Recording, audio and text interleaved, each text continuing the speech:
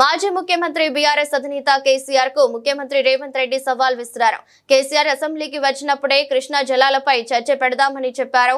తాము తప్పు మాట్లాడినట్లు తేలితే క్షమాపణలు చెప్పేందుకు కూడా సిద్ధమని స్పష్టం చేశారు. శనివారం అసెంబ్లీలో సీఎం మాట్లాడుతూ ఎమ్మెల్యేగా కేసీఆర్ కు 54.84 లక్షల జీతం ఇచ్చారని, కానీ ఇప్పటి వరకు కేసీఆర్ 2 సార్లు మాత్రమే అసెంబ్లీకి వచ్చారని తెలిపారు. రోజు ఇంట్లో కేసీఆర్ రొయ్యల పులుసు తిని రాయలసీమను రతనాల సీమ చేస్తామన్నారని గుర్తు చేశారు. ఎంపీగా గెలిపించిన పాలమూరు ప్రజలను మోసం చేశారని మండిపడ్డారు. కేసీఆర్ హయాంలోనే సాగర్ కు సిఆర్పీఎఫ్ బలగాలు వచ్చాయని చెప్పుకొచ్చారు. అప్పుడు సైలెంట్ గా ఉన్న బీఆర్ఎస్ ఇప్పుడు కాంగ్రెస్ ప్రభుత్వాన్ని తప్పుపడుతుందంటూ రేవంత్ ఆగ్రహం వ్యక్తం చేశారు. కృష్ణా నీటి విషయంలో రాష్ట్రానికి మరణ శాసనం రాశారన్నారు.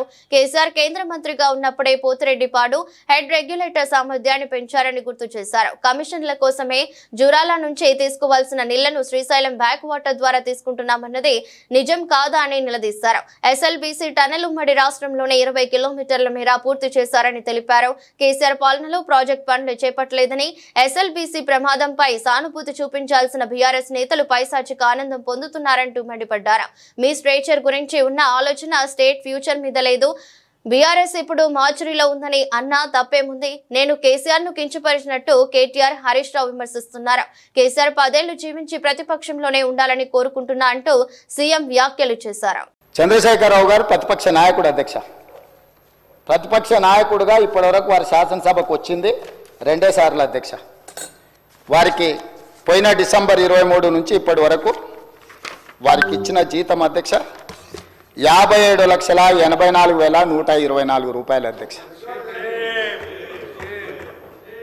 శాసనసభ్యుడిగా, ప్రతిపక్ష నాయకుడిగా డిసెంబర్ 1, 2023 నుంచి ఫిబ్రవరి 28, 2025 వరకు ఈ దాదాపుగా 15 నెలలలో వాళ్ళు తీసుకున్న ప్రభుత్వం సొమ్ము, జీత భత్యాలు, శాసనసభ్యులు కూడా ప్రభుత్వ ఉద్యోగ, అధ్యక్ష. తమకు తెలుసు కదా, సుప్రీంకోర్టు తీర్పిచ్చింది.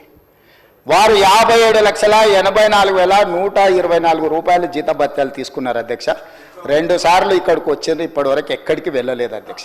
అధ్యక్ష, నేను ఒక మాట గుర్తు చేయదలుచుకున్నాను, అధ్యక్ష. చాలా మాట్లాడిండ్రు, ఉండుంటే బాగుండేది, నేను అడుగుండేవాడిని. రోజా గారి ఇంటికి వెళ్ళి రొయ్యల పులుసు తిన్నది ఎవరు, అధ్యక్ష? నేనా ఉత్తమ్కుమారెడ్డి గారు, అధ్యక్ష? రోజా గారు ఒక్కసారి రొయ్యల పులుసు పెడితేనే తిని రాయలసీమను రతనాల సీమ చేసి వస్తాను చెప్పొచ్చిన మహానుభావుడు ఆయన. నిన్ను పుట్టినప్పటి నుంచి 71 సంవత్సరం వరకు పెంచి పోషించి నీకు బుక్కడి బువ్వ పెట్టి గుండెల్లో పెట్టి ఆదరించి భుజాల మీద మోసి తెలంగాణ రాష్ట్రానికి ముఖ్యమంత్రిని చేసి 2009లో కరీంనగర్ జిల్లా నుంచి వలస వచ్చి మహబూబ్నగర్కు బతకడానికి వచ్చి ఒక్క ఓటేయని మహాప్రభు అంటే నిన్ను ఎంపీగా గెలిపించి మా గుండెల్లో పెట్టుకొని చూసుకొని మేము పల్లకీలో మోసి పార్లమెంటుకు పంపిస్తే మా గుండెల మీద తంతవా? ఇది నీ నీతి.